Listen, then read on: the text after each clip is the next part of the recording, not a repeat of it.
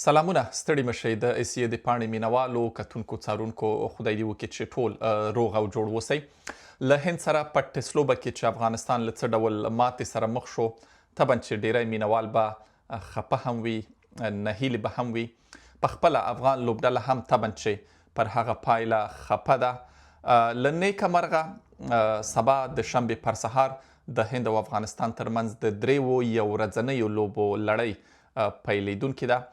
د افغانستان لپاره یو بهترین فرصت ده چې هغه څه چې په ټسلوبه کې وشول هغه پایله بدله کړي او یو ځل بیا پر ځان باور، د مینوالو هیلې او کومې تمې چې له دوی نه کیږي دغه ټوله کې وضعیت پر مثبت لور بدل کړي.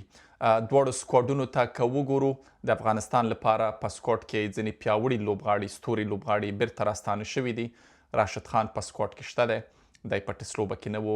همدا ډول ابراهیم زدران په لوبډله کې شته، محمد نبی لوبډله کې اخیستل شوی دی.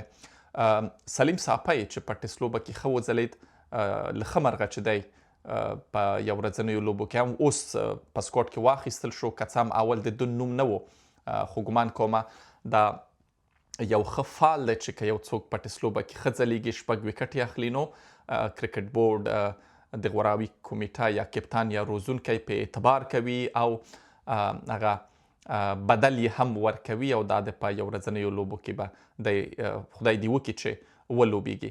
نو طبعا چې افغان لوبډله پیاوړې شوې ده، د هند لوبډلې ته که ګورو طبعا چې له ستورو پیاوړو لوبغاړو جوړه ده. کوهلي په لوبډله کې نشته، د آی پی ایل په پایلوبه کې ټپي شوی و، نو له هغه وروسته بیا د ده نوم له لوبډلې وایستل شو.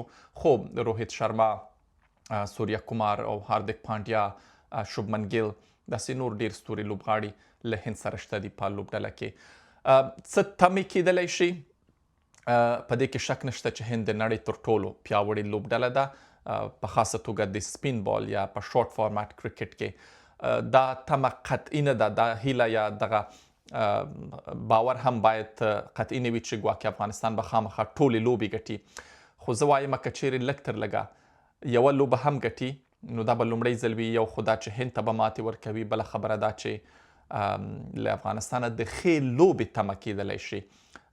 لږ تر لږه هغسې ماتې سره دې نه مخ کیږي چې په ټسلوبه کې افغان لوبډله ورسره مخ شوه.